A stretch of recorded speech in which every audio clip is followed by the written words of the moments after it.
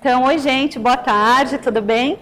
Eu sou a Letícia. Primeiro eu queria agradecer aos professores que organizaram o evento pela generosidade de eu estar aqui hoje, porque eu não sou filósofa, também não sou bióloga, então eu não sei muito sobre nada e eu sei um pouco de várias coisas.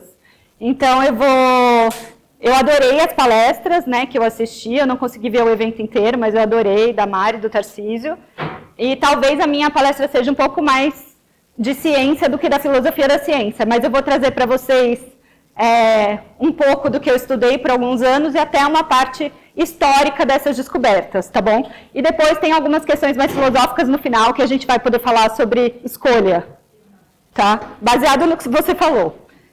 Então, eu sou professora do Instituto de Química, eu virei professora lá no final do ano passado, recente. Agradecer meus amigos do laboratório que eu trabalhei, que estão aqui, algumas alunas do IQ também. O pessoal que está aqui veio assistir, obrigada pela presença. Hoje eu vou falar sobre a vida entre dois genomas, biogênese e evolução das mitocôndrias. Então, ao longo da palestra eu vou explicar melhor esse título. Então, a minha apresentação vai ser dividida entre uma primeira parte, que eu vou falar rapidamente das mitocôndrias e da fosforilação oxidativa. Depois eu vou falar sobre como a levedura foi um organismo modelo para estudar as mitocôndrias.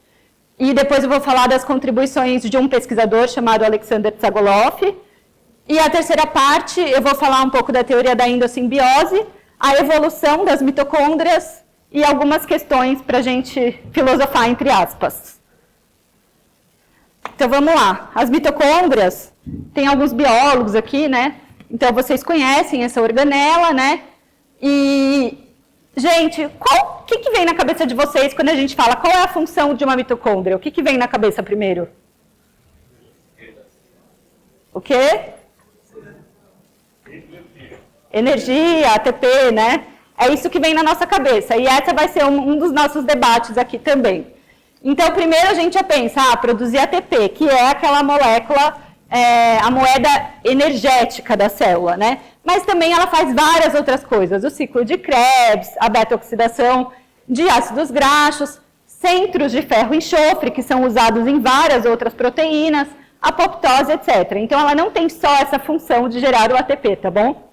E é interessante a mitocôndria. Por quê? Porque ela é uma organela que está dentro da célula, mas ela também tem um genoma.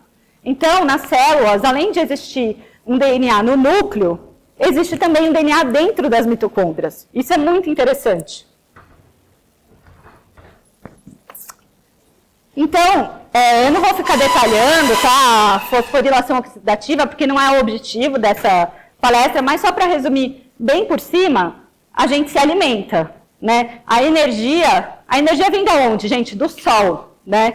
Então, as plantas fazem a fotossíntese, a vaca come a planta, a gente come a vaca e assim por diante. Então, não é gerar, é aquele princípio da Lavoisier, a energia não se gera e não se destrói, é conservada. Então, toda essa energia vai sendo conservada na forma de ATP dentro das nossas mitocôndrias, tá bom? Então, como que a gente faz isso? A gente se alimenta, esses alimentos eles vão sendo oxidados nas nossas células, os elétrons vão sendo coletados e a passagem dos elétrons, como se fosse uma corrente elétrica aqui pelos complexos respiratórios da mitocôndria, eles estão acoplados a um bombeamento de prótons para um espaço intermembranas mitocondrial. Esses prótons, então, que se acumulam desse lado, são usados para fazer girar a ATP sintase. Então, eu gostei muito da palestra do Tarcísio, porque ele mostrou a ATP sintase, ele mostrou as enzimas, ele falou das leveduras. Então, ele mostrou essa enzima aqui para vocês. Aquele prêmio Nobel que ele mostrou do Boyer foi como essa enzima funciona. Então, essa enzima aqui, eu particularmente sou fã, eu acho uma das mais bonitas que existem. Então, olha só. Como que essa enzima funciona, gente? Pensa no moinho d'água.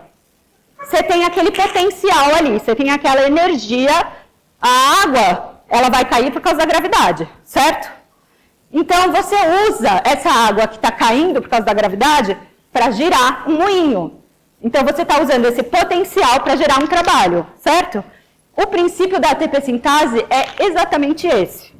Deixa eu ver se eu consigo colocar aqui para vocês. Porque esses fenômenos moleculares eu acho mais fácil ver por um vídeo. Não vai? Olha que coisa mais linda, gente. Dentro das nossas células. Dentro das nossas células isso acontece, ó. Então, a passagem dos prótons faz girar, pensa no moinho d'água.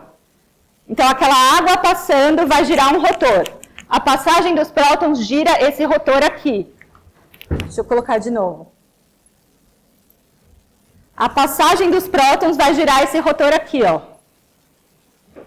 Esse rotor tem uma haste central que vai... E por que não gira em falso essa porção de cima? Porque tem essa haste periférica. Então, o fato de girar aqui esse rotor vai gerar as modificações conformacionais necessárias para haver a catálise de ATP a partir de ADP, tá? Então, eu acho essa enzima linda. Os flagelos também funcionam dessa forma. Então, são realmente turbinas moleculares, né? Eu, particularmente, sou encantada com esse mecanismo. Então, aqui está a ATP sintase. Como eu falei para vocês, aqui tem um rotor e aqui vai acontecer, então, a síntese de ATP. Né? Essa energia vai ser conservada, a energia dos alimentos, quando a gente se alimenta, vai ser conservada na forma de ATP. Por quê? Porque eu estou aqui falando com vocês e eu não estou comendo agora. Então, o meu corpo armazena energia. Né? A gente tem essas pilhas moleculares. Então, mesmo que eu não esteja continuamente ingerindo alimentos, o meu corpo guardou essa energia de uma forma para que seja usada depois. Tá bom? Por isso que o meu coração está batendo, por isso que eu estou andando, por isso que eu estou falando. Mas olha só, aí que está a beleza da coisa. Eu não falei para vocês que a mitocôndria tem um genoma? Olha só, esses complexos aqui da cadeia respiratória, né, da fosforilação oxidativa, esses complexos proteicos estão dentro das mitocôndrias. Eu estou falando de um complexo proteico, gente, eu não estou falando de uma única proteína. Eu estou falando de um único complexo que tem 15 proteínas. Dentro de um mesmo complexo, tem subunidades codificadas pelo DNA genômico do núcleo e subunidades codificadas pelo DNA mitocondrial. Olha que bonito isso, olha que interessante. Tem que ter toda uma coreografia molecular para balancear a produção de proteínas que vêm com uma origem nuclear, com proteínas que vêm de uma origem mitocondrial, para se encontrarem em proporções certas para constituir uma mesma enzima. Então, essas enzimas a gente chama de híbridos genéticos, porque elas têm uma dupla origem genética. Bom, agora que eu já dei essa introdução, eu vou falar um pouco para vocês de como a levedura foi usada como modelo, que vai ser a minha parte aqui um pouco sobre o método e tal, sobre como a levedura foi usada para estudar a mitocôndria e as contribuições do Alexander Tsagolov. Mas antes eu queria colocar aqui uma provocação para vocês. Tem um artigo que ele é muito interessante, que ele fala assim, olha, que foi achado DNA ribossomal da levedura Saccharomyces cerevisiae 3.000 a.C. pelos egípcios. Então, olha só, né? Tem alguns autores que eles fazem essa provocação. Quem domesticou quem? A gente que domesticou as leveduras ou elas que nos domesticaram para que nós dependêssemos delas? Então, a gente é, entre aspas, dependente dos produtos da levedura. Pão, vinho. Então, quem que domesticou quem? Para quem leu aquele livro Sapiens, ele faz uma mesma provocação no trigo. Essa mesma provocação da levedura ele também faz para o trigo. Então, não dá para saber. Essa é uma questão filosófica. A gente domesticou as leveduras ou elas fizeram com que a gente dependesse para elas poderem se proliferar? E também tem alguns autores que falam que foi, então, um dos primeiros organismos domesticados. Então, a levedura, Saccharomyces cerevisiae, ela é um fungo unicelular, é um organismo eucariótico, assim como nós, tem mitocôndria, tem núcleo, mas é um fungo unicelular. E por que ela é usada como organismo modelo? Muitos dos estudos que o Tarcísio mostrou de prêmio Nobel foram feitos em leveduras. Então, ele mostrou do Buchner, que era os fermentos, né? Ele praticamente matou as leveduras e viu que ainda acontecia fermentação, porque eram as enzimas das leveduras. ele mostrou, enfim, vários dos prêmios que ele mostrou usaram levedura como organismo modelo. Por quê, gente? Porque é isso, é um organismo simples de cultivar, é seguro, é simples de cultivar em um laboratório, é muito rápido o cultivo, a manipulação genética já é muito bem estabelecida. Isso fez com que a levedura fosse o primeiro organismo eucariótico com o genoma completamente sequenciado. Então, em 1996, aconteceu realmente esse marco, sequenciamento completo da levedura, que isso possibilitou, então, um avanço exponencial do conhecimento. E aí, como o Tarcísio falou dos prêmios Nobel, eu também vou mostrar alguns aqui, ó. Então, olha só, tem vários, tá? Mas eu vou colocar aqui 3 prêmios Nobel das leveduras. Então, o Hartwell descobriu como funciona o ciclo celular usando levedura, os 3. O Sheckman descobriu como funciona o sistema de secreção e o Schulme descobriu como funciona a autofagia. Tá? Esses 3 prêmios usaram a levedura como organismo modelo. Ainda tem vários. O Buchner pode ser considerado, a Elizabeth, como que é, pessoal? Blackburn, não lembro agora, da telomerase também foi em levedura. Então, realmente, tem essa questão de você ir para um organismo mais simples para descobrir questões moleculares que também valem para o ser humano, né? Então, por causa da evolução, por causa da questão da conservação ao longo da evolução, a maquinaria molecular da levedura é muito parecida com a do ser humano. Então, entendendo como esses mecanismos fundamentais que foram conservados na evolução, como ciclo celular, como autofagia, se você entender como funciona a levedura, funciona praticamente igual em ser humano, tá bom? Mas aí, gente, olha que interessante.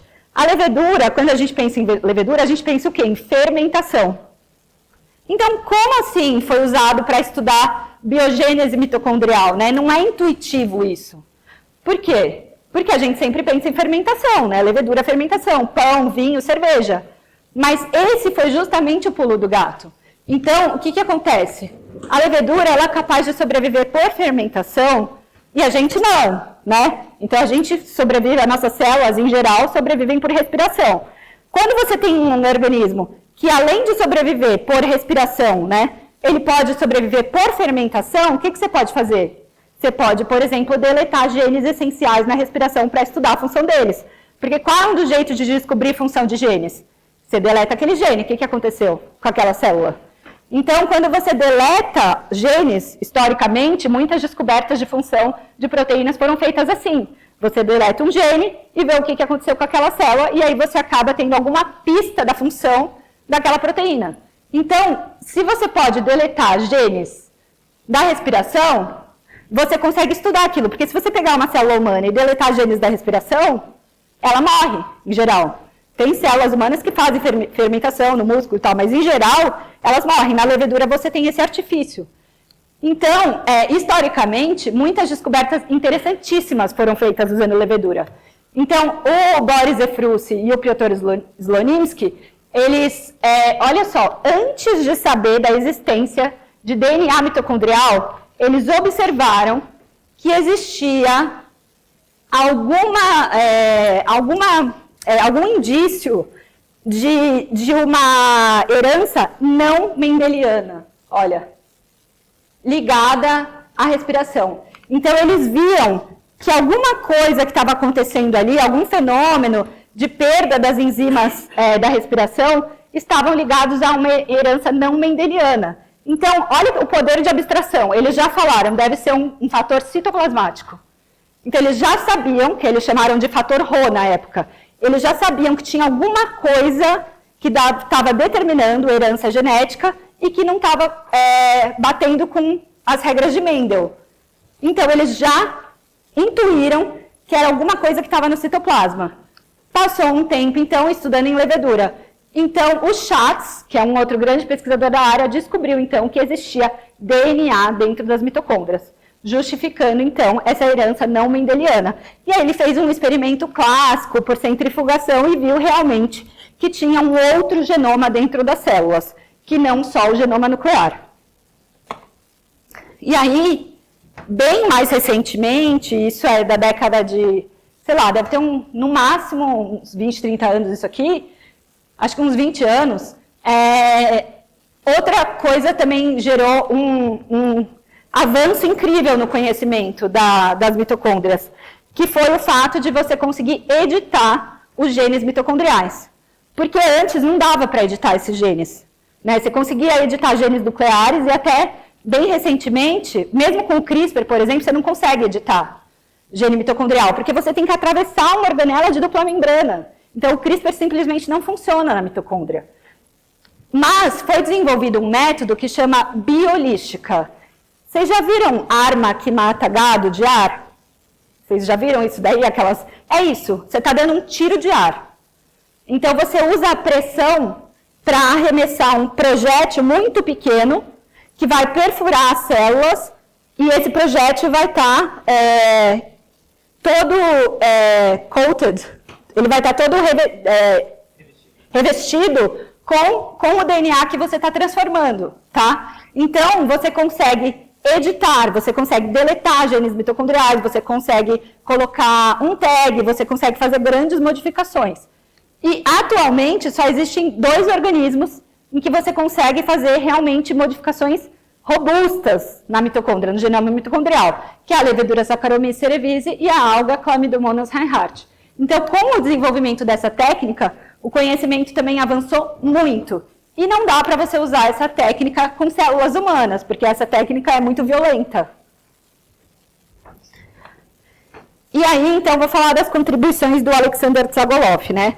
Então, olha só, gente, ele é um pesquisador que nasceu em Moscou nos anos 30, e ele, na verdade, a família dele era de Ossétia, que é uma região autônoma lá do Cáucaso, e, enfim, a família dele, na época do stalinismo, fugiu, foi de navio para América do Norte, primeiro para o Canadá, chegaram nos Estados Unidos, enfim, ele se fixou lá nos Estados Unidos e ele foi uma das pessoas que mais contribuiu para o desenvolvimento dessa área. Então, ele foi o primeiro a sequenciar todos os genes do genoma mitocondrial. Além disso, ele descobriu, isso eu acho extraordinário, que o código genético não é universal. Alguém aqui fala espanhol? O que é cena em português? Cena de um filme, né? O que é cena em espanhol? Quem fala espanhol? Jantar. Foi isso que ele descobriu. Então, ele descobriu, porque o Tarcísio falou, que antes de ter a sequência de nucleotídeos, de bases nitrogenadas, o primeiro foi identificada a sequência de proteínas, método do Sanger. Então, a sequência das proteínas já era conhecida. Tá? Então, você já tem a sequência das proteínas, mas você sabe o código. Você sabe como interpretar. Então, olha só. Ele estava fazendo o sequenciamento do genoma mitocondrial pela primeira vez, e aí ele se deparou com o GA. O GA, todo mundo sabe, né, no código padrão, que é um stop codon, um códon de parada. A proteína para de ser traduzida ali. Só que no genoma mitocondrial, isso dava um triptofano. Então, é basicamente isso aqui, gente. Olha só. Você tem o mesmo código, o GA. Esse RNA mensageiro, o GA. Ele está sendo traduzido em filme ou em jantar. Então, é como se fosse isso aqui, ó. Filme é a mitocôndria, mito, e jantar é o núcleo. Então, aqui é como se fosse o Brasil. Aqui é o resto da América Latina.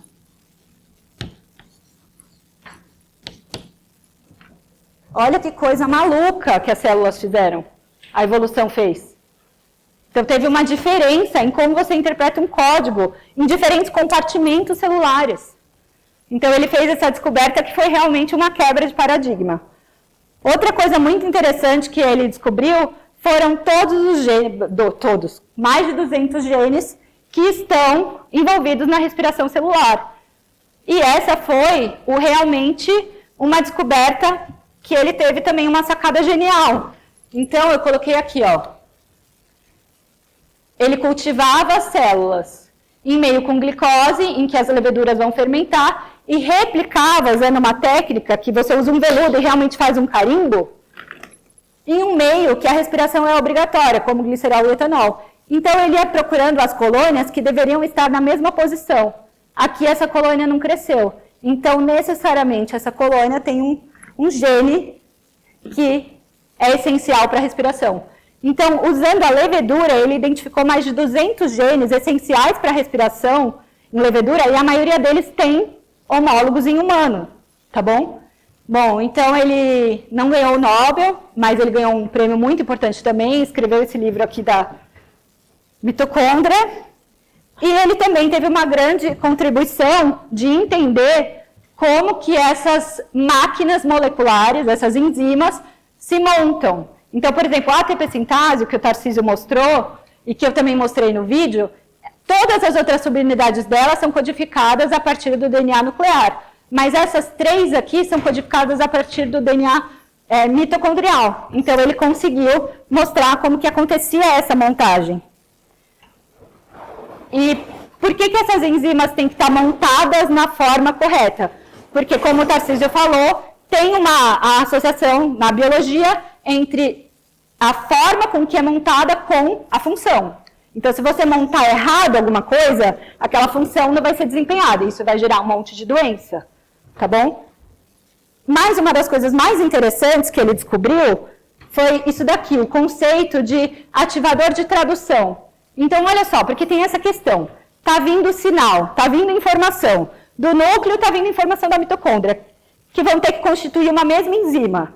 Olha só, então ele descobriu que essa porção aqui já montada de proteínas, que foram codificadas a partir do DNA nuclear, serve de um ativador de tradução para o RNA mensageiro mitocondrial. Então, está vindo um sinal do núcleo mandando produzir proteínas da mitocôndria. Deu para entender isso? Então, está vindo esse sinal. Não está sendo produzido ali qualquer quantidade. Está vindo um sinal. Quando tem essas proteínas já dentro da mitocôndria, que foram codificadas a partir do DNA nuclear, elas ativam a tradução de proteínas mitocondriais. Então, essa seria uma forma de gerar essa conversa, essa coreografia molecular entre os 2 genomas. E aí, gente, qual que é a conexão com o Brasil? Então, esse é o professor Alexander Tsagaloff e esse daqui é o professor Francisco Nóbrega, que foi professor do ICB, do IB e do IQ. Não sei se alguém aqui conhece ele. Ele foi do laboratório do professor Alexander Tsagaloff e ele participou da descoberta de que o código genético não é universal. E o professor Mário é atualmente professor do ICB, professor Mário Barros, e ele também foi aluno do professor Nóbrega e também foi pós-doc do Alexander Tsagaloff. Então, aqui o Alexander Tsagaloff, quando ele era jovem, ele trabalhou com o David Green, e depois ele teve o laboratório dele na Colômbia e eu trabalhei com ele. Então, eu tive a honra de ficar 3 anos e meio no laboratório dele, pela conexão, porque eu fiz pós-doc com o professor Mário, então eu fui a 3ª geração de brasileiros no laboratório dele. Ele se aposentou com 84 anos, até os 84 anos ele estava todo dia na bancada, realmente aquele cientista raiz que fazia experimento todo dia, extremamente simples. Ele é um cara que varria o chão do laboratório, extremamente humano, a pessoa mais extraordinária e genial que eu já conhecia. Ele realmente tinha ideias extraordinárias. Eu falei que eu não ia chorar, ele faleceu no final do ano passado, eu sempre fico mexida quando eu falo dele, e ele se tornou um avô, assim, para mim, eu tenho muita gratidão. E a terceira parte, para finalizar, eu vou falar um pouco do que aconteceu com as mitocôndrias e o que está acontecendo. Então, gente, essa é a Lynn Margulis. O pessoal que já ouviu falar dela? Teoria da endossimbiose? Olha só, a ideia de que a mitocôndria veio de uma bactéria não é dela, tá? Já existia algumas especulações sobre isso. Mas ela foi quem trouxe essa discussão à tona e que militou por isso.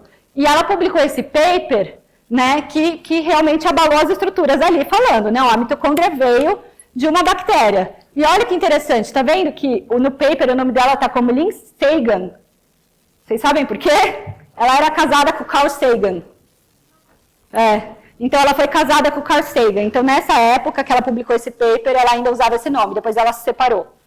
Mas então ela trouxe, né, toda essa discussão de que a mitocôndria veio de uma bactéria. E é por isso, inclusive, que tem um próprio genoma, tá bom? E aí, eu lembro quando saiu... A gente falava assim, né, quando a gente ensinava a teoria da simbiose, ou quando estava nas aulas, a gente falava o quê? A gente falava que era uma alfa-proteobactéria que foi englobada num eucarioto primitivo. E aí, quando foi 2020... surgiu esse paper, que usou muito de engenharia evolutiva, igual o Tarcísio falou, para mostrar que, na verdade, foi um encontro entre a alfa-proteobactéria e uma arqueia, ou seja, entre dois procariotos, né?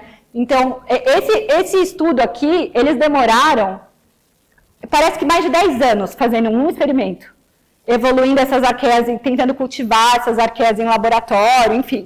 E aí eles mostraram que realmente foi um encontro entre uma arqueia e uma alfa-proteobactéria, tá bom? Que deu a origem, então, à mitocôndria. Mas agora vamos começar com as partes mais polêmicas de entender. Olha só, aqui está uma célula de Saccharomyces cerevisiae, essa levedura. A mitocôndria dela tem 1000 proteínas diferentes, mais ou menos. Uma mitocôndria de levedura tem 1000 proteínas diferentes. O DNA mitocondrial vai produzir só 8 dessas proteínas. Todas as outras, ou seja, 992, têm que ser produzidas a partir do DNA nuclear e serem importadas para a mitocôndria. Isso é muito trabalhoso. Você tem que fazer um monte de proteína, colocar um peptídeo sinal, mandar para dentro da mitocôndria, né? E olha só, o que aconteceu? Esses genomas mitocondriais, quando a arqueia recebeu essa bactéria, o que aconteceu? Esse genoma era muito maior, não codificava só 8 proteínas. Ao longo da evolução, esses genes foram perdidos para o núcleo. Então, os genes da mitocôndria foram migrando para o núcleo. Mas, por algum motivo, 8 foram mantidos. E aí você tem que importar todos os outros. Então, já começa por aí, é difícil de explicar isso. Qual seria o motivo disso? Não sei se tem escolha, mas... Aí, olha aqui nas outras espécies. Para onde, né, o que está acontecendo com as mitocôndrias? Olha só. Aqui é o tamanho do DNA mitocondrial de várias espécies. A gente, Homo sapiens, está aqui, ó.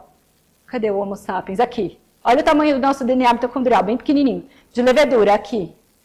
Por quê? Porque a levedura, apesar de ter 8 genes que codificam proteínas, tem muita região não codificante. Já nas plantas, o DNA mitocondrial é maior. Por exemplo, em Arabidopsis, que é uma planta, 33 genes codificam proteínas. Então, por algum motivo, algumas células mantiveram uma maior quantidade de genes que codificam proteína no DNA mitocondrial e outras espécies mais, outras menos. Mas, o que fica dessa história é o que está acontecendo, para onde está indo. Então, olha só, quando eu perguntei para vocês qual é a função primordial das mitocôndrias, todo mundo falou aqui ATP. De uma perspectiva de evolução, não é. De uma perspectiva de evolução, a função primordial das mitocôndrias é gerar centro de ferro e enxofre. Porque, olha só, aqui uma mitocôndria normal que faz tudo. Aí você vai procurando em várias espécies, por exemplo, giardia, sabe aquela doença, giardíase? Esse protozoário aqui, a giardia, ela tem uma coisa que chama mitossomo. É uma mitocôndria extremamente reduzida, que já não tem mais genoma mitocondrial e que não faz ATP. O que ela manteve das funções da mitocôndria? Produzir centro de ferro e enxofre. Centro de ferro e enxofre, por exemplo, onde tem centro de ferro e enxofre? Em um monte de outras proteínas que a célula precisa para funcionar. Então, qual seria a função essencial de uma mitocôndria seria gerar ATP? Se você olhar evolutivamente, não.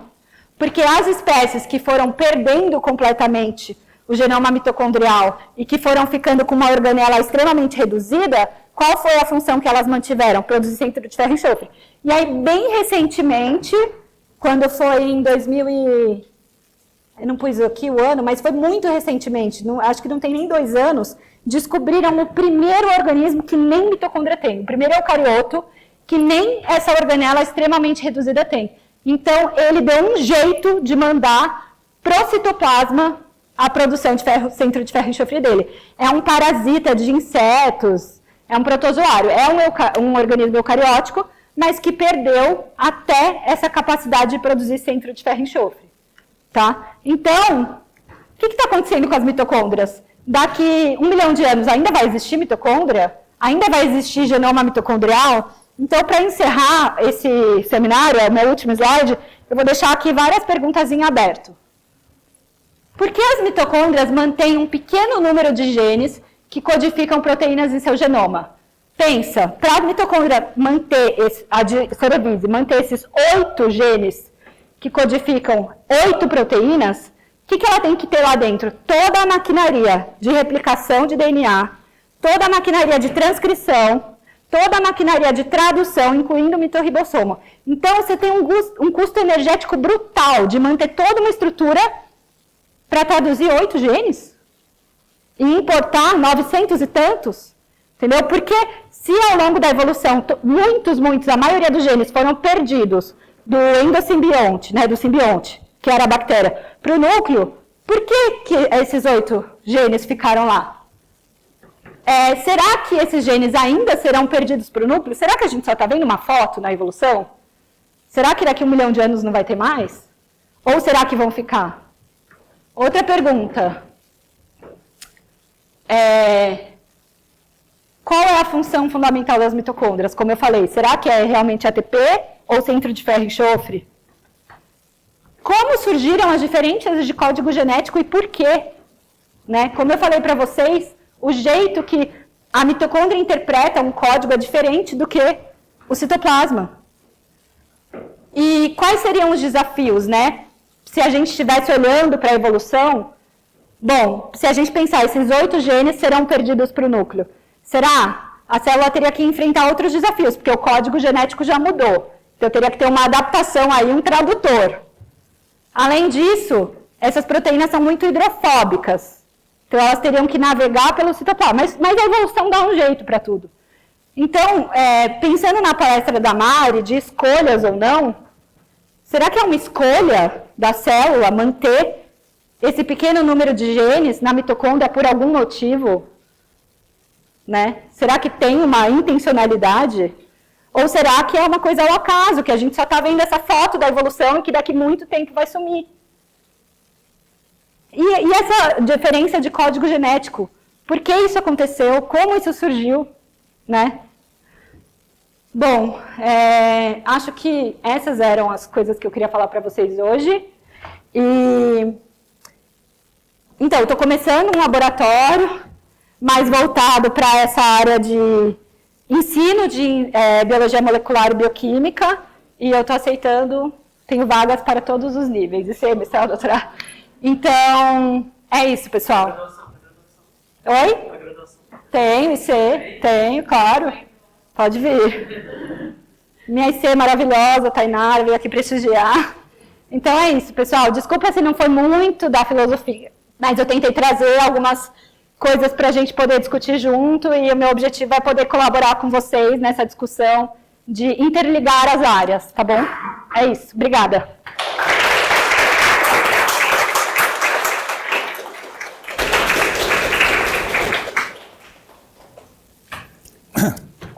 Se alguém tiver alguma dúvida. Temos uma mão ali. Sim, pode falar. Peraí, deixa eu chegar com o microfone. Passou muito do tempo, Mário? Fala perto. Ah, tá. É só falar perto? Do microfone, só falar perto. Parabéns pela apresentação, professora. Eu tenho um mestrado em biologia molecular e estudei a oxidase alternativa, que é uma dessas enzimas que fazem parte da fosforilação oxidativa, eventualmente expressas pelo núcleo também, e nas mitocôndrias, pelas plantas, e a Saccharomyces cerevisiae também, né? E me chocou um pouco quando você falou deles terem encontrado essa mitocôndria que não serve só para fosforilar, para síntese de ATP, né? Porque a gente descobriu no laboratório na Unicamp que essa oxidase alternativa ela é expressa, quando ela é expressa, ela reduz a energia eletroquímica que gera o potencial cinético da enzima que vai fazer a síntese do ATP, né? Então, talvez essas mitocôndrias estão com a oxidase alternativa super expressa, que faz com que o ATP não esteja sendo produzido. Porque daí a gente, inclusive, detectou isso nos fungos, no estágio de patogenicidade, é uma estratégia deles para infectar, diminuindo entram num estágio basal de produção a ponto de que a glicólise já serve a energia que precisa, porque a fosforilação oxidativa acontece para a gente também porque a glicólise não dá conta de tanta ATP. Gera 2 ATPs, né?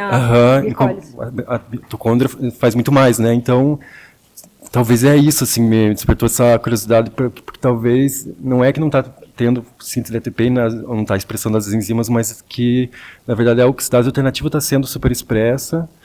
E as plantas fazem isso, inclusive, para liberar as moléculas que vão dar o cheiro e tudo, e feromônios. Eu não sei, assim, vou ser bem sincera. Mas acho que é mais isso mesmo que eu achei muito interessante, assim. Eu vou procurar esse artigo também da esposa do ex-esposo do Carl Sagan para tentar aprender um pouco mais sobre essa origem das células mitóticas. Achei muito interessante.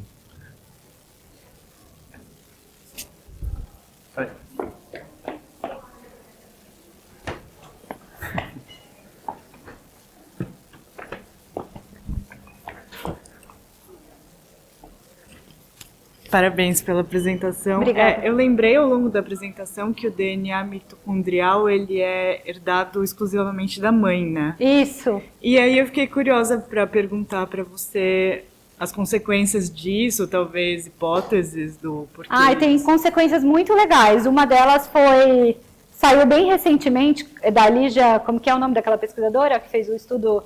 Ela conseguiu ver, por exemplo, estou falando uma consequência de ciência, tá? Uhum. Ela analisou toda a população brasileira e aí você consegue traçar a origem materna e a origem paterna, porque a materna você vê pelo DNA mitocondrial e a paterna você vê pelo cromossomo Y. Então ela viu, olha só, então ela concluiu uma coisa histórica a partir de um dado científico. Ela viu que a maior parte de África e indígenas estava no DNA mitocondrial e de europeus estava no Y. Ou seja, estupro, violência contra a mulher. Basicamente foi isso que ela inferiu, entendeu? O que aconteceu foi violência, não foi uma coisa muito... Porque era sempre assim, a origem materna, sempre a ascendência, né, a descendência dos indígenas e dos africanos estava presente no DNA mitocondrial, dos europeus sempre no Y, na população brasileira. Então, você consegue analisar coisas legais com isso. E, teoricamente, todo mundo partiu de uma mesma mulher, que é a que a gente chama de Eva mitocondrial. Você pode traçar todas as mulheres do mundo a partir dessa mitocondrial. E por que o DNA mitocondrial é só da mulher? É uma coisa meio espacial mesmo, porque o óvulo é enorme. Então, o óvulo vai ter um monte de mitocôndria cheio de DNA mitocondrial. O espermatozoide é muito pequeno. Então, ele vai ter muito menos mitocôndria. É quase que uma coisa estatística mesmo. Você tem um monte de DNA mitocondrial, o óvulo é muito grande. O espermatozoide é bem pequenininho. Entendeu? Nunca tinha pensado nisso.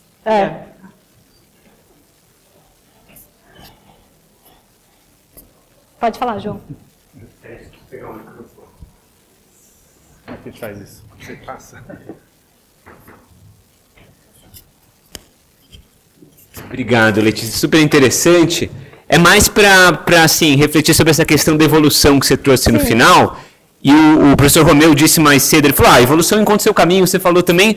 No fundo, assim, a gente tem essa foto, mas tudo poderia acontecer, né? Isso. Também pode ser que chegou num momento da balança que equilibrou. Que bom, 8 genes ficaram aqui, mas nada garante que vai continuar. Mas eu não sei se você concorda. ficaram 40 na planta? Não tenho a menor resposta, mas eu digo assim, por mais que a gente veja um vetor que parece estar indo para um lado, é difícil também a gente prever, né? Assim, Sim. pode ser ter encontrado um certo equilíbrio de algum modo, assim, né? Eu acho, não sei, eu acho difícil, porque é uma maquinaria brutal que você tem que manter, por causa de 8 genes. Tá. Entende? Você tem que ter toda uma maquinaria repetida do que você tem no núcleo. Então, é como se fosse uma coisa sobressalente. Claro, ali. Mas claro. também a evolução, ela não é só otimização. Exato. Você não Ela faz que para tudo num está certo perfeitamente ponto. adaptado. Porque se a evolução fosse otimização, a gente teria 2 corações, não é? Então, a evolução, ela chega até um certo ponto que deu certo ali. Mas ela não é a perfeição. Sim, exato. Obrigado. Você teria 2 corações? Oi? A gente teria 2 corações? Claro, porque a gente não tem 2 rins, 2 pulmões. Então, se um para, a gente tem um outro. A evolução não é aquela... Claro! Gente, quanta gente infarta se eu tivesse 2 corações? Eu queria fazer uma pergunta mais ou menos seguindo na linha desse tema da evolução que o João Se eu não levantou. souber, os meus amigos filósofos aqui me ajudam. É que você tem contra-exemplos dessa tendência da mitocôndria ficando cada vez mais simples, ou isso é algo que a gente poderia dizer que tem uma generalidade? Porque a mitocôndria, até onde entendo, eu sou químico, inclusive, sou formado na faculdade de química, então não sou biólogo, mas... Eu também não. É, Tamo junto. então, parece que a mitocôndria ela está em praticamente todas as espécies, certo? Eucariotos. Todos os Tirando esse eucariotos. único eucarioto. Tirando essa única espécie. Você tem exemplos de mitocôndrias que foram ficando complexas ou todas elas foram simplificando? Você conhece alguma coisa assim? Todas foram simplificando, porque quando a bactéria foi incorporada, ela com certeza tinha mais genes do que esses que tem agora. Esses genes foram transferidos para o núcleo. E você tem evidência, porque você tem sequências, indícios mitocondriais no núcleo. Então, necessariamente, vários genes foram... Olha, em biologia eu nunca falo com certeza, né, João? Sempre pode ter alguma espécie aí, sempre pode ter alguma coisa que está fora da nossa capacidade de entendimento. Mas, como um padrão, sempre esses genes estão sendo perdidos para o núcleo.